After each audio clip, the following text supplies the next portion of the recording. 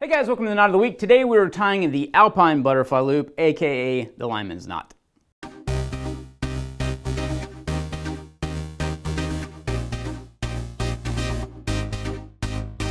Okay, first step is to have a piece of line here. I have a piece of accessory cord, and you would tie an Alpine Butterfly loop in the middle of a piece of rope. So for instance, let's say you were leading a climb up a steep mountain, and you wanted to have a fixed loop at certain intervals in the line so that everybody could clip in and all kind of be tied in together.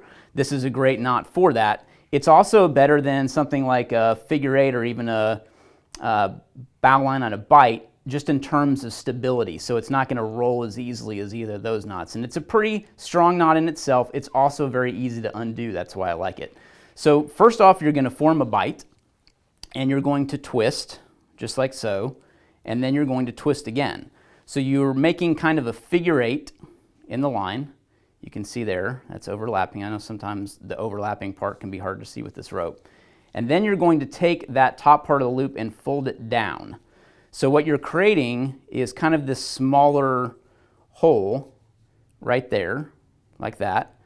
And then you're going to take the top part of this loop and pull it right back through the back side of that hole. And then kind of clean everything up. And once it all gets cleaned up here, that's how you make an Alpine Butterfly loop. So again, I'll just go over to another section of cord. Hopefully we have enough here. Maybe this side. And I'll do another loop like so. Again, twisting a loop and then twisting a loop. So if you can remember twisting two loops and then folding down. I'm kind of running out of rope here, so let me just untie this one. I can show you that it is also easy to untie. So again, form a bite, twist that bite, and then twist again, making an 8. Fold down, bite, bite, fold down, so you have that hole there. And then you're going to take this around the back and back through.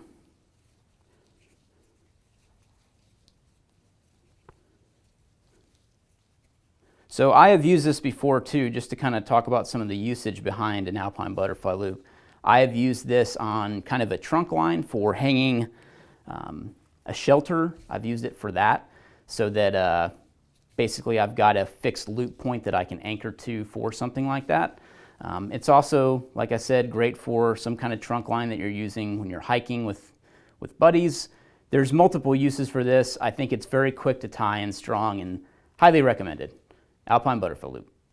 Okay, so I think I finally figured out something that I want to do with the border here. I'm not sure this will be the only border, but I started tying Alpine Butterfly loops into a larger diameter cotton rope that I have that's going to probably run around the outside of this.